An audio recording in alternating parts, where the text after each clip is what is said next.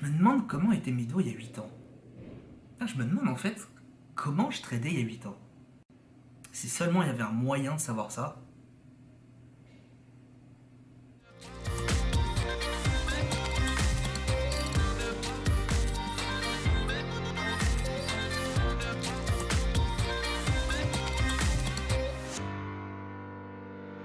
Hello tout le monde, bienvenue dans cette nouvelle vidéo, bienvenue sur ma chaîne. Je m'appelle Aurélien Chauvin, je suis trader depuis 8 ans et tu l'as vu juste avant l'introduction. Je me suis demandé à quoi ressemblait ma chaîne YouTube il y a 8 ans. Parce que oui, ça fait 7 à 8 ans que je fais maintenant du contenu sur YouTube. La chaîne a beaucoup grandi. J'ai mis énormément de temps de passer déjà entre 0 et 1000 abonnés, clairement. Entre 0 et 10 000, ça a été un très long voyage.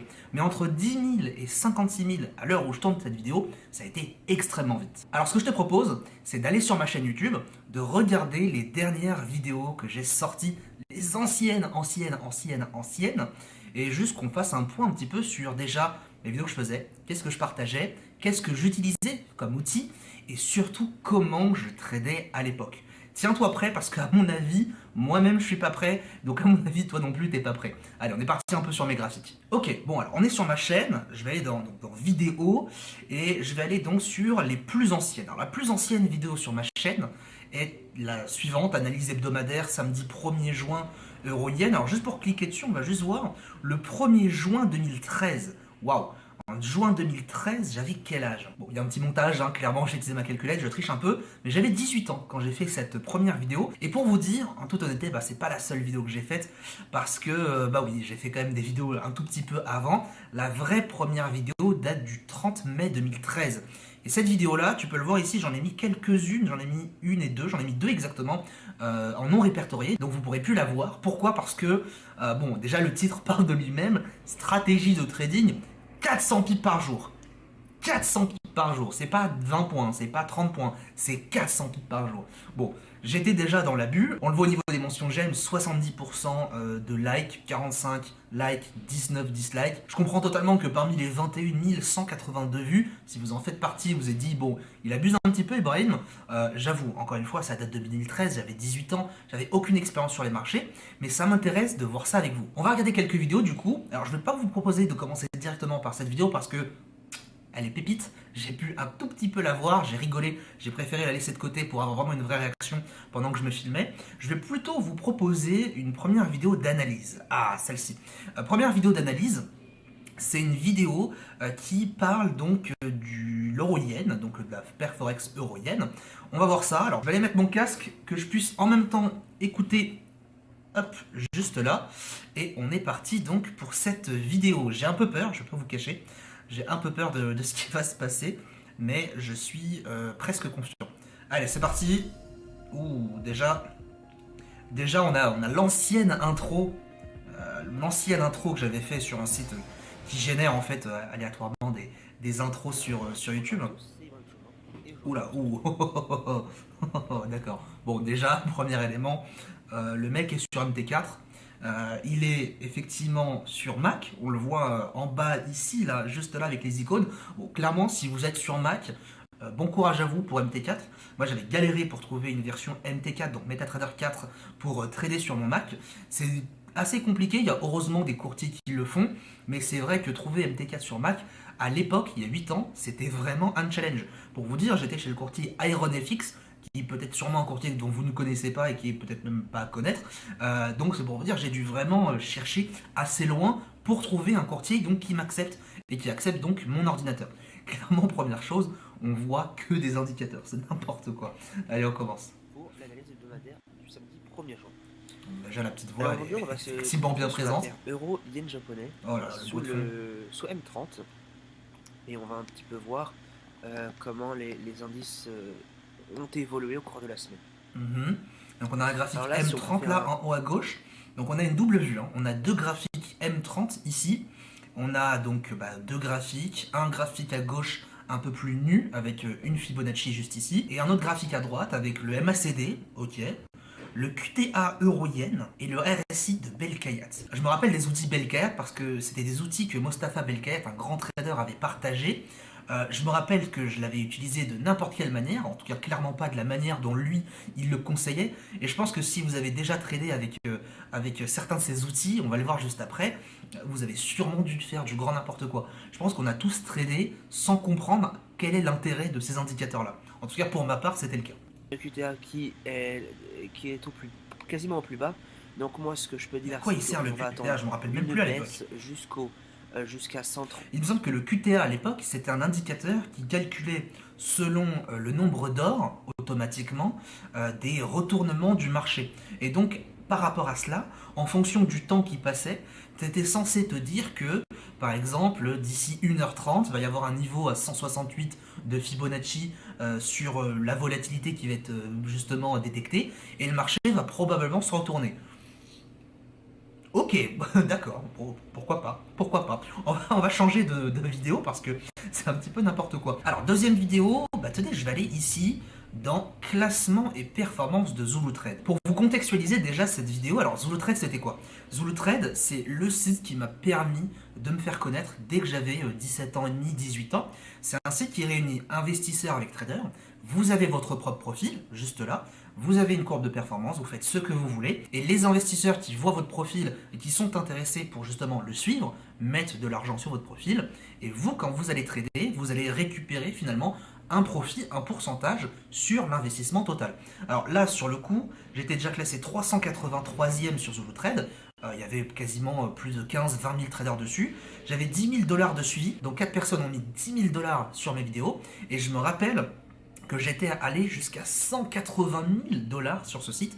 J'étais classé top 50, meilleur trader français, enfin bref, c'était super cool.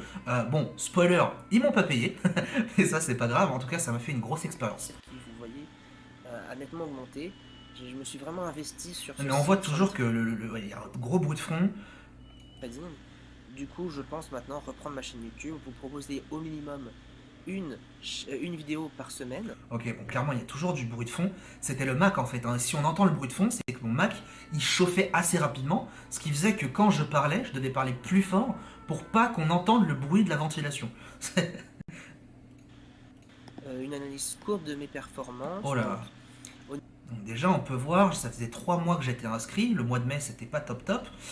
J'avais fait 4000 pips le mois de juin, 4000 le mois de juillet. Waouh! Ça faisait 7 semaines que je traitais. 9340 pips au total. Mais j'étais un malade ou quoi? Mais j'étais complètement fou. 4000 pips par mois, vous imaginez un petit peu, c'est quoi ce... Alors, spoiler encore une fois aussi, je prenais aussi beaucoup de risques sur mon compte. Pour vous dire, le Crédit Agricole, par exemple, leur objectif de scalping, c'est 20 points par jour, 20 pips par jour. Très clairement, 20 points par jour sur 20 jours ouvrés de trading, ça fait 400 points. Ça fait pas 4000, monsieur, ça fait pas 4000. Donc il y avait vraiment un risque assez important de ma part. Assez normal. Donc si on regarde un petit peu qu'est-ce que je faisais, 91% de réussite, c'est énorme quand même. Hein. Nombre moyen de pips par trade, 25 points. Donc je prenais 25 points en moyenne sur chaque trade. Temps moyen de trade, 16 heures. Waouh, ok, d'accord. Donc je mettais 16 heures par trade en moyenne pour gagner 25 points, ce qui est quand même énorme. Hein. Quand on voit aujourd'hui que le DAX sur 25 points, il le fait en 5 minutes.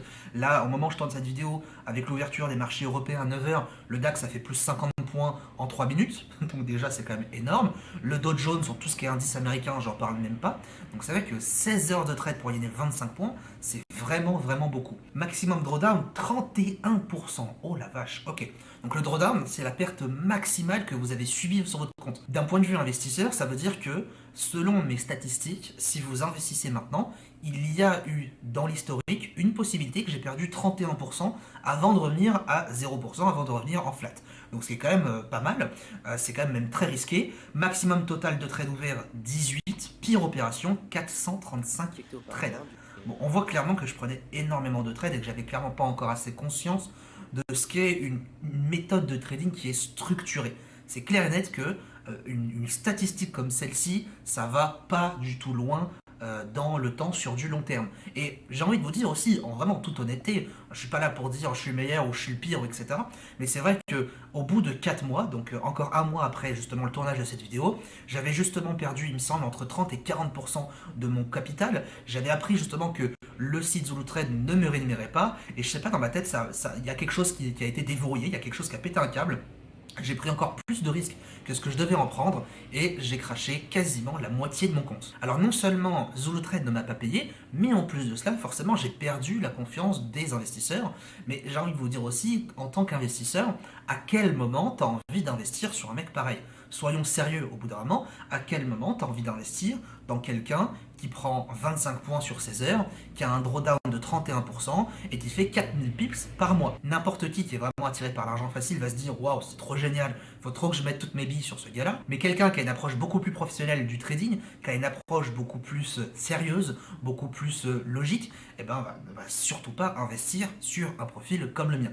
Donc j'en ai assez vu. Prochaine vidéo, on va passer à la dernière vidéo où là, cette fois-ci, je vais vous parler de mon ancienne méthode de trading qui date maintenant de 8 ans. Alors s'il vous plaît, ne vous moquez pas trop, ou alors moquez-vous après que je me sois moqué de moi parce que je pense qu'il y a pas mal de choses sur lesquelles on va rigoler. Là voilà la première vidéo stratégie de trading, 400 pips par jour. Alors 400 pips par jour, aujourd'hui, je suis pas le genre de gars, j'aime pas être le genre de gars à dire ouais c'est impossible, etc.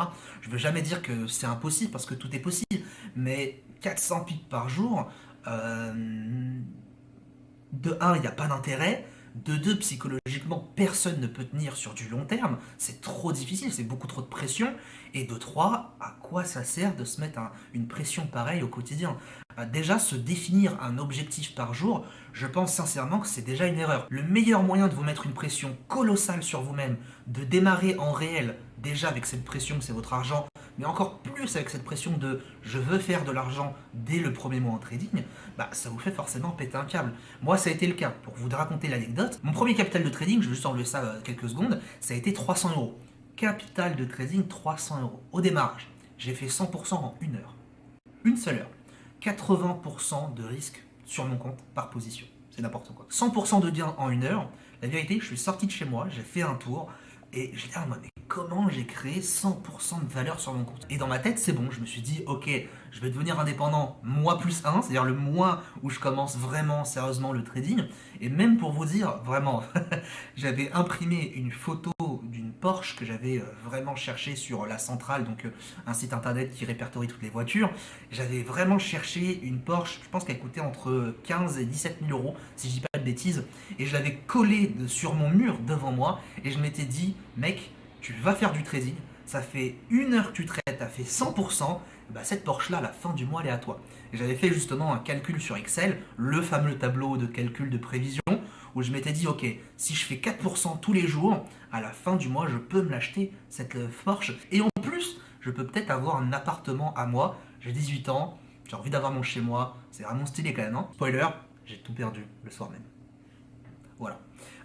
On va dire que j'ai compris ce que c'était pour la première fois de lâcher une petite larme dans son lit, tourner sur le côté, parce que j'ai cramé tout mon capital. Donc grosse force à vous si vous avez cramé votre capital il n'y a pas très longtemps, si vous l'avez déjà fait. Malheureusement, je pense sincèrement que c'est un passage obligatoire pour comprendre qu'est-ce qui a merdé dans ce qu'on a fait. En fait, cramer son capital, il ne faut pas le voir comme j'ai perdu mon argent bêtement. Moi, je le vois de la manière suivante. Si j'ai perdu 300 euros, eh ben, c'est comme si j'avais mis 300 euros dans une formation en ligne. C'est le prix de mon apprentissage. Donc, aucun souci là-dessus. Si vous avez déjà cramé un compte, si ça fait pas très longtemps, si ça fait même il y a quelques heures que vous avez cramé un compte, vous avez du mal à vous remettre, c'est le moment pour vous former. Allez regarder mes vidéos YouTube, il y en a plein. Prenez votre temps, on est bientôt sur les fêtes de fin d'année, c'est dès la semaine prochaine. Prenez le temps d'apprendre, de vous poser. Il y a plein de vidéos que j'ai fait sur ma chaîne. Il y a plein d'autres chaînes YouTube aussi de mes confrères qui sont tout autant intéressants. J'ai assez parlé. Let's go, stratégie de trading, 400 pips par jour. J'ai vraiment hâte de savoir comment on fait 400 pips par jour. C'est parti. L'intro, magnifique intro. Et la première Ah d'accord, oh, je m'en rappelle. Ok, les grands trois. Est-ce qu'il y en a qui s'en rappellent? Si vous en rappelez, franchement, dites-le dans les commentaires. Dites-nous l'expérience que vous avez eue avec ça. Ça s'appelle les vagues d'Elliott. Le ZZ sémaphore aussi qui était appelé. Ça dépendait parce qu'il y a plein de gens qui recopiaient l'indicateur, qui changeaient son nom, qui disaient « Eh mec, j'ai créé un indicateur et c'est moi qui l'ai fait avec mes propres mains. » Non, t'as juste renommé un indicateur. Calme-toi GG, calme-toi. Cet indicateur-là, il est super vieux. Mais alors, mais ultra vieux. Et cet indicateur-là, en fait, il est censé indiquer des impulsions de marché. Les petits 1 en marron qu'on voit là, on les voit à peine, hein, ce sont des moments de retournement. Les petits 2 qu'on voit ici donc en rose sont des mouvements vraiment intermédiaires entre le 1 et le 3. Et les gros 3 en jaune sont censés être des endroits de retournement. Ça indique des retournements. Et là vous allez me dire, elle est où la couille? Ah oui, il y a une couille forcément. Vous n'allez pas me dire qu'un indicateur gratos va vous indiquer les plus hauts et les plus bas, sinon tout le monde serait riche finalement sur les marchés boursiers. La couille, elle se situe au niveau de l'indication en elle-même. Si vous êtes déjà familier avec le mot repeindre pour un indicateur, c'est exactement ce qui se passe. En fait, on dit qu'un indicateur repeint lorsque, quand vous avez l'apparition du 3, par exemple typiquement ici, vous avez le 3, le marché est tout en haut. Si jamais le marché continue à monter, le 3 continue à monter. Lorsqu'une bougie clôture, techniquement, si on a un indicateur, il n'est pas censé bouger. Donc le 3 va rester au niveau de la clôture, là où il a indiqué un potentiel retournement. En fait, non. Ce qui se passe, c'est que plus le marché monte, plus le 3 va monter progressivement. Et le 3 ne va plus bouger qu'à partir du moment où le marché redescend par la suite. Donc sur le moment où vous avez des 3 qui sont tout en haut du marché, mais plus le marché monte, plus le 3 monte. Donc finalement, sur l'instant présent, ça ne sert à rien l'indicateur. Ce qui est intéressant avec cet indicateur-là, c'est de l'analyser pour comprendre les plus hauts et les plus bas. Mais sur le coup, moi personnellement, j'étais tellement attiré par cet indicateur en me disant « Waouh, il va m'indiquer les plus hauts et les plus bas, je vais pouvoir faire les meilleures trades de l'espace ». En fait, non. J'étais tellement attiré par cette vision argent rapide, signaux trading, que en fait, je tradais littéralement dès qu'il y avait un 3 qui apparaissait. Alors que clairement, le 3, honnêtement, au moment où on le voyait, il y avait à peine 20% de chances qu'il soit statique à l'instant présent. Donc autant vous dire que quand vous tradiez avec ces flèches en vert ou avec l'indication de ces 3, ça ne marchait pas. J'ai pris un ordre d'achat ici. Le marché a fait un drawdown de 40 pips et mon portefeuille s'est éteint à 0. Enfin, c'est pour le coup c'est l'aventure de mon capital de trading. Bonjour à tous, j'ai fait un trade, j'étais à l'achat, ça a descendu de 40 points, j'ai tout perdu. Voilà. Quelle idée de faire une vidéo YouTube comme celle-ci. Heureusement que j'avais pas énormément de personnes qui me suivaient parce que je pense que je vous fais cette vidéo-là aujourd'hui, je me fais insulter mes grands morts. Et franchement, je le comprendrai totalement. Pour indiquer quand... Oh la vache. Effectivement, vous voyez, zigzag pointer V3. Donc c'était celui-ci. Donc c'était finalement une recopie de l'indicateur zigzag, qui est littéralement un indicateur qui vous donne les plus hauts et les plus bas dans le passé. Le ratio MACD. Alors le MACD, sur MT4, sur MetaTrader 4, il est de base, mais il est super moche l'indicateur. Il n'y a même pas de courbe, il est super moche. Donc j'ai été obligé de chercher un autre indicateur justement sur internet pour le mettre sur la plateforme.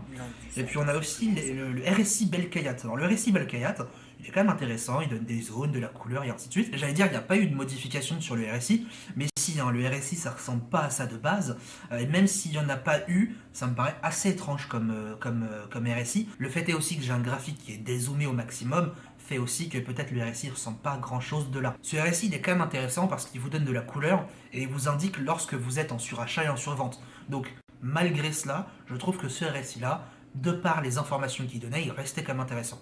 Nous allons prendre un long qui est de 173 pips. Non mais mec, je crois vraiment que ça marche comme ça le trading, mais... Vous voyez, typiquement, c'est quand on a très peu d'expérience et quand on se fait des fantasmes sur le trading et qu'on va pas aller chercher encore plus loin. Pourtant, j'avais vraiment l'impression d'énormément avancer, d'énormément apprendre, mais c'était vraiment le tout début du trading où sur YouTube, je retrouvais que des vidéos de « Eh mec, t'inquiète, je vais trouver des indicateurs techniques et avec un indicateur comme celui-ci, tu vas faire des trades au plus haut et au plus bas. » J'étais vraiment énormément influencé par ce genre d'outils. On le voit clairement. Je suis en train littéralement de dire dans une vidéo qu'on peut vendre tout en haut, acheter tout en bas, racheter tout en bas et revendre tout en haut, uniquement en étant persuadé d'avoir un indicateur qui vous donne les 3 au meilleur moment.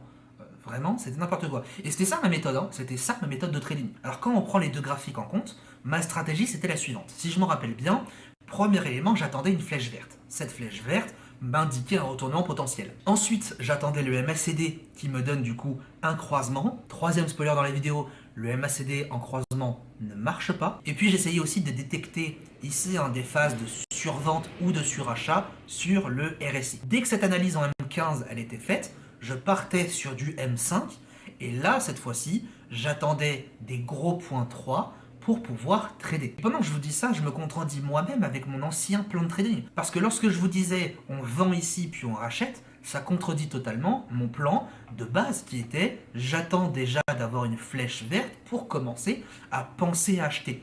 Donc si dès qu'il y avait une flèche, je voulais acheter, puis vendre, etc., j'avais clairement pas conscience de l'importance d'analyser les marchés. Et pour finir, ce qui me tire les cheveux dans cette vidéo, c'est où est-ce que sont tes zones? Il n'y a pas de niveau technique. Comment tu veux trader sans niveau de prix? Clairement, tu peux pas trader si tu n'as pas de zone de prix. Si tu mets pas des seuils sur ton graphique qui sont des seuils psychologiques, comment tu veux te repérer sur les marchés? Si tu n'as pas de niveau technique, si tu fais pas au minimum une analyse, ça sert à rien de trader. Parce que là, je tradais vraiment sur du pur hasard. J'avais aucune notion de la gestion de risque, aucune notion des phases de marché, aucune notion de comment m'adapter en fonction du marché, aucune notion d'utiliser intelligemment les indicateurs techniques. Pour moi, les indicateurs techniques, c'était la Bible. Et dernière chose, si tu n'as pas de niveau technique, des supports, des résistances, des tracés chartisme, etc., ça sert à rien de regarder les graphiques. Si tu traites sur un graphique, c'est pour mettre des foutus niveaux. Enfin bref, bon, je vais arrêter, je vais me calmer un petit peu. Il y a tellement eu de changements ces 8 années de trading que franchement, il y a une métamorphose complète que j'ai pu faire sur moi-même. Ok, bon, il s'est passé beaucoup de choses dans cette vidéo. Et vous l'avez vu, ma manière de trader d'il y a 8 ans est complètement différente à aujourd'hui. J'apportais beaucoup trop d'importance aux indicateurs techniques. Je regardais même pas l'analyse technique, je faisais rien du tout de tout ça. Et franchement, c'est du n'importe quoi. Les choses ont énormément évolué. C'est clair, maintenant les graphiques, il y a de la couleur, il y a des zones de prix, il y a de l'analyse technique, etc. Il y a beaucoup moins d'indicateurs que ce que l'on peut voir justement sur ce graphique et c'est normal. Le fait d'avoir craché mon capital de trading une première fois, j'en ai craché un deuxième quelques mois après, ça m'a vraiment fait comprendre qu'un indicateur technique, on doit le mettre au deuxième plan, pas au premier, au deuxième plan. L'outil le plus important que vous devez voir, c'est le prix. Et le prix, il se décline de plein de manières différentes. Que ça soit le graphique en lui-même, que ça soit du coup les niveaux de support et résistance, les figures, les configurations en chandelier, etc. Toutes ces informations-là sont données via le prix. Un indicateur technique recopie les informations. Donc, priorité, le prix. Second, les indicateurs techniques. Oui, il y a des indicateurs techniques qui vont vous donner d'autres informations que le prix ne vous donne pas. Ce n'est pas pour autant qu'il faut considérer l'information qui est donnée comme étant plus importante que le prix elle-même. Un exemple, le RSI aura beau être au-dessus des 70 dans sa zone de surachat, si le marché heurte une résistance, ce n'est pas pour autant que le marché va continuer à monter, il y aurait même plus de chances que le marché rebondisse et reparte à la baisse. Bon, on va finir cette vidéo, merci d'avoir assisté à celle-ci. Si tu as rigolé en regardant mes graphiques, franchement, c'est de bon cœur. Honnêtement, je suis quand même très content de voir que mon trading a nettement évolué. Une fois, j'ai tapé mon nom sur Google, ça a été dans un vieux forum, je sais plus où, et quelqu'un disait Ibrahim Chauvin, à l'époque, il était pas très bon, il était voire nul, mais maintenant, il a quand même pris du niveau. Et ça me fait plaisir de voir ça, ça me fait plaisir d'entendre ça, parce que je le sens aussi de mon côté. C'est vrai qu'en 8 ans, j'ai énormément évolué. J'ai changé tellement de trucs dans ma façon de penser, dans ma façon de trader et ainsi de suite. En fait, ce qui a changé concrètement, c'est pas vraiment le graphique en lui-même, c'est pas vraiment la plateforme en elle-même. MT4, je pourrais encore trader avec. Ce qui a changé, c'est mon état d'esprit et ma manière d'aborder le trading. J'ai plus cette vision de il faut faire 400 pips par jour, clairement. J'ai une vision de il faut être le plus régulier possible. Donc si cette semaine j'ai rien à faire en trading, je ne fais rien. Moi, ce qui m'intéresse, c'est de gagner le plus possible et trader le moins possible. Rien de plus. Ça ne veut pas dire que je vais prendre le plus de risques possible, ça veut dire que je vais trader uniquement quand il y a une opportunité valable, quand il y a une vraie opportunité, et pas quand moi, personnellement, j'ai envie de trader. Il y a une différence entre vouloir trader peu importe ce qui se passe, et donc de soi-même créer ses propres opportunités, et il y a trader quand le marché nous donne une opportunité. Et dans ce cas-là, c'est pas nous qui sommes les kings du marché, c'est j'ai une analyse, je crée un scénario, et lorsque le marché me le donne, me confirme, me valide mon scénario, là je prends un trade. c'est pas l'inverse. Et je dirais que c'est ça en tout cas dans mon état d'esprit qui a le plus changé au cours de ces 8 dernières années. Le nouvel an approche, j'espère que vous allez passer de bonnes fêtes de fin d'année, que ce soit tout seul, avec vos amis ou avec votre famille. J'apprécierais énormément que vous mettiez un gros like sur la vidéo, ça m'aiderait énormément. J'ai une énergie de feu en ce moment et je suis tellement heureux de tout ce qui se passe, que ça soit dans l'école ICT en ce moment avec toutes les modifications que je fais, tous les ajouts, les lives et ainsi de suite. Je suis content aussi que vous soyez en rendez-vous sur ma chaîne. J'aurais jamais vraiment pensé qu'en 2013, 8 ans après, cette chaîne YouTube allait devenir cette chaîne aujourd'hui à 56 000 personnes, 56 000 curieux, 56 000 passionnés dont vous faites partie. Et franchement, un grand merci.